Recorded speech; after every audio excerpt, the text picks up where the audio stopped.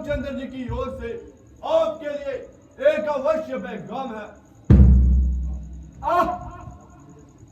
आप मेरे मित्र बलि के पुत्र हैं। कहिए, आपकी मजाज तो ठीक है? आपकी मेहरबानी है।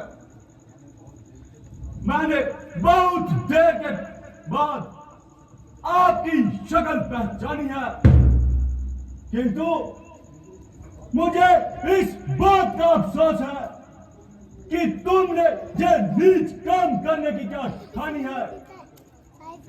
आप मुझे कुछ भी कहे, मैं नीच अथवा प्रतीत कहलाने का कब बुरा मानता हूं, बल्कि आपकी इन सब बातों को सहन करते हुए आपको समझाना अपना कर्तव्य जानता हूं।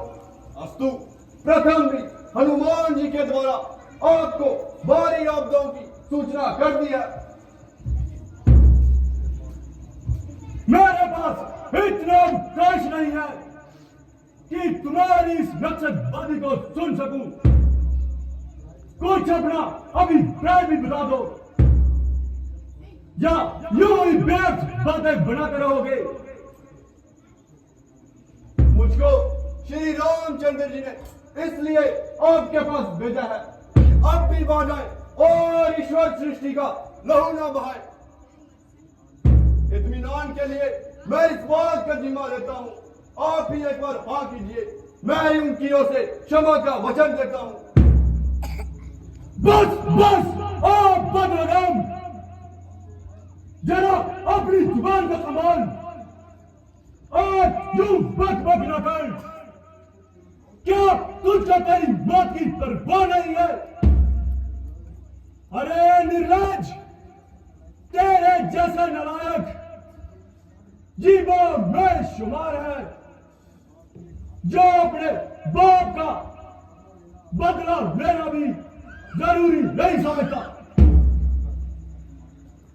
अभिमानी रहो, वास्तव में जो तेरा कसूर नहीं,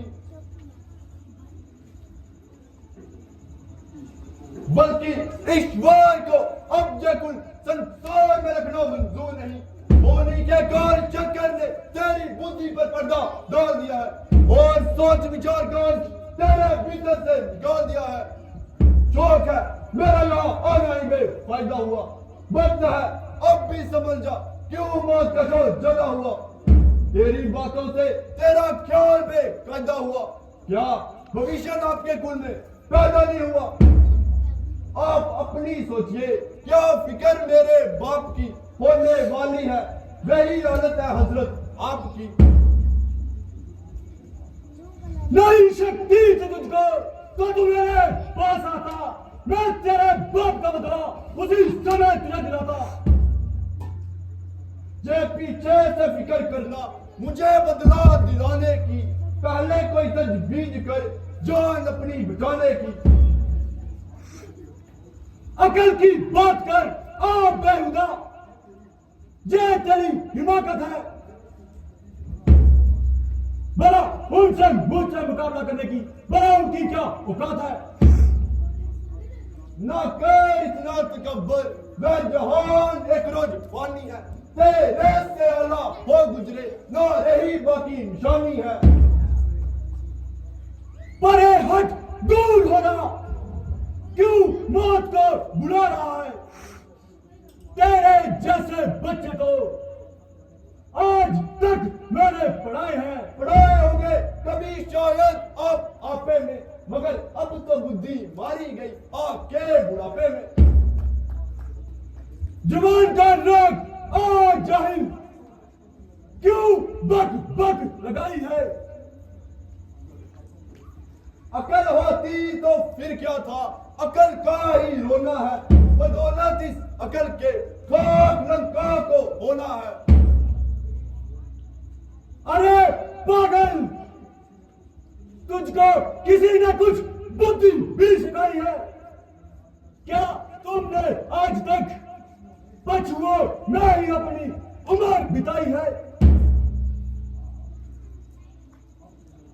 हाँ हाँ, अब ध्यान आया, कौन बुद्धि सिखाए, कौन पढ़ाए? पिता का साया तो सर से जा चुका, और चाचा को क्या पड़ी। मैं तुझसे अपनी चाकरी करवाता था, और चाचा भी कौन, मैं सुखी। खैर मैं बदतमीजी से ही, मगर बुद्धि आपकी ठिकाने नहीं। औरों के घर के मसले ऐ रावण ना छेड़ तू, तुझे बुराई क्या पड़ी, पहले अपनी नवेड़ तू। ये तो आपका भी वैसा ही अंत नजर आता है, और निसंदेह काल आपके सर पर मंडराता है।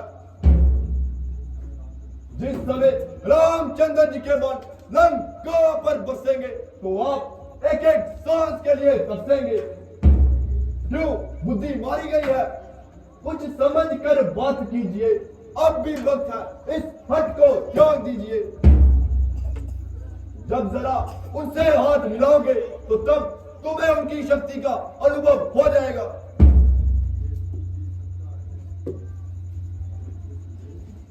निसंदेह तू भी सच्चा है, क्योंकि अभी तू बच्चा है, अभी युद्ध भूमि में कच्चा है। इसलिए तेरे समीप बात रखना अच्छा नहीं है।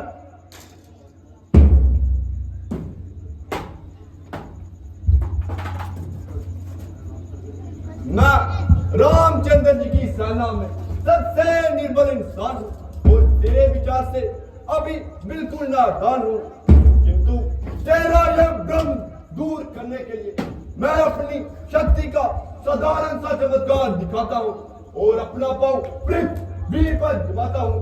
यदि तेरे किसी शूरवीर ने मेरा पांव पृथ्वी से उठा दिया, तो तुम्हारी जीत और हमारी हार होगी। अन्यथा सीता माता को रामचंद्र जी के पास पहुंचाना, और किसी प्रकार की हिल उजल ना मिलाना।